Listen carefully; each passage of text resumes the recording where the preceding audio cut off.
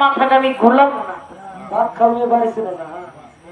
যেহেতু পশু দিয়ে শুরু করে আল্লাহ তাআলা মানুষ দিয়েই শেষ করছে, তাহলে সূরা নাসের বাংলা যদি মানুষ হয়, এই ৬ জন মানুষ কারা কারা? ফাতিহা উম্মুল কুরআন, ওটা হলো কোরআনের জননী, কোরআনের মা। তাহলে কোরআনের বাবা কোন সূরা? আলেম সাহেব। আমি আর বাহিরে প্রশ্ন করব না, আগে এই প্রশ্নটা করলাম কেন, যাতে আপনি ভাবনা চিন্তা করার সুযোগ পান। শরীয়ত মারফতের মধ্যে ভাইজান কথাটা বলেই ফেলছে। আমি কিন্তু বলি নাই যে আপনারা শরীয়ত বাদ দিয়ে মারফত করেন। আমি কি বলছি, আর শরীয়ত আকওয়ালি নবী বলছেন শরীয়ত হলো আমার বাক্য সমূহ। আমার দ্বিতীয় প্রশ্নটা ছিল আলেম সাহেব যে আপনার ৩০ বছরের জিন্দেগির আমি চাই না আপনি সকাল থেকে সন্ধ্যা পর্যন্ত দুই একটা মিথ্যা কথা কইছেন কিনা বুকে হাত দিয়ে কইবেন, তাইলে আপনি ওই জায়গায় ধরা। যেহেতু এই জায়গায় আপনি ঢুকেন নাই, তাইলে ধরা অবশ্যই দুই একটা মিথ্যা কথা কইছেন। যদি বলে থাকেন আপনার কাছে শরীয়ত নাই, আপনার সাথে আমার কোনো আলাপ নাই। আমি শরীয়ত মানি না এই কথা কিন্তু আমি বলি নাই। বাবা, মারফতের একজন ফকির ব্যক্তি খারাপ হতে পারে, মারফত খারাপ না। শরীয়তের একজন আলেমের চরিত্র খারাপ হতে পারে, তার আখলাক চরিত্র এদিক সেদিক হইতে পারে, কিন্তু শরীয়তটা এদিক সেদিক হইতে পারে না। এই জন্য আমি শরীয়ত মানি না, এইরকম মানুষ তো আমি না। আমি তো আগেই বলেছি যে শরীয়ত যে ব্যক্তি না করবে সে হলো শুধু মারফত করলে কাফের হয়ে যাবে। আর মারফত বাদ দিয়ে কোনো শিল্পী, কোনো মানুষ যদি শরীয়ত করে, সে একবার ফাঁসে খেয়ে যাবে। শরীয়তের নামাজ আর মারফতের নামাজ কি এক নামাজ কিনা, নাকি ভিন্ন? যদি থাকে এই ভিন্ন নামাজটা কেমন করে? আপনাদের ফরিদপুরের হাসান মিয়া সাহেব আপনারা চিনেন নাকি?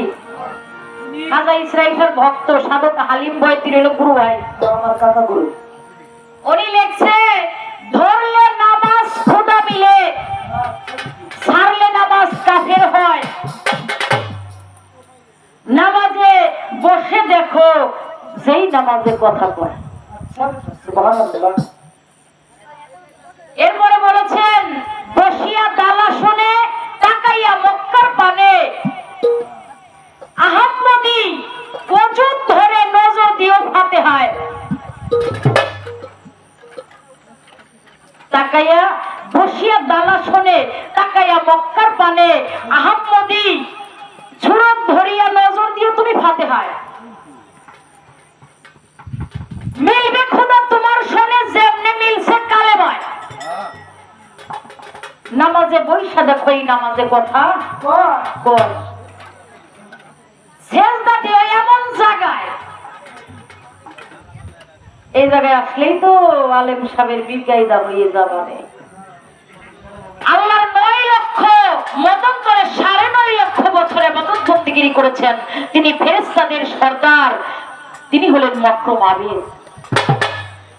এই ৯.৫ লক্ষ বছরে ইবাদত বন্দেগী কইরা এক জায়গার মধ্যে সেজদা না দিয়ে তিনি নান হতে তো এক পাইছেন। তাই হাসান মিয়া লিখেছে সেজদা দিও এমন জায়গায়, মকরম করে নাই যথায়, সেই জায়গায় খুঁজলে পাইবা কোরআনের ১২ পারা। আচ্ছা, যারা খুঁজে না তারা তো কখনো মূল হাকিকত গুলো বুঝাইতে পারবে না। দেখো দেখো তুমি সেজদা দিয়া খোদা তোমার সামনে আয়া, অটোমেটিক নামাজের মধ্যে কথা কয়। লালন সাইজি লিখলেন আসসালাতুল মেরাজুল মুমিনিন। এই নামাজের মধ্যে মুমিন লোকের মেরাজ হয়ে যায়। মেরাজের বাংলা কি বাবা? সাক্ষাৎ, দেখা।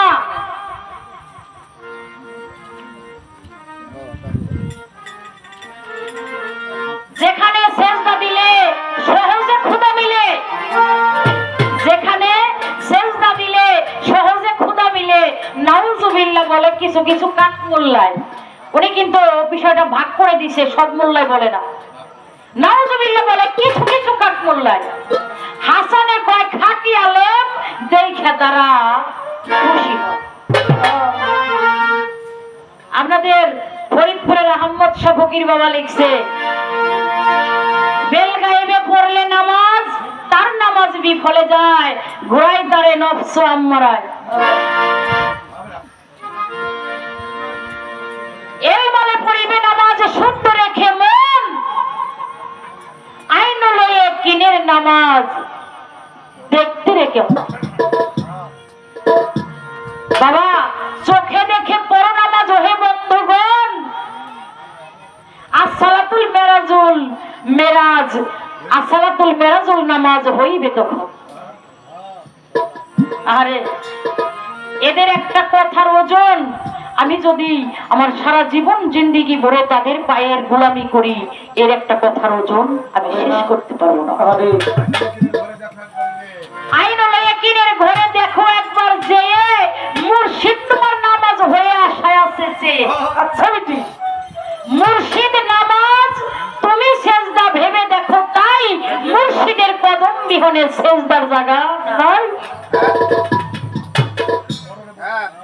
পররে বর্জকের নামাজ যেই নামাজে বাড়বে ফায়াজ, ওই নামাজ না পড়লে কি তোর মরা দেহ তা যাওয়া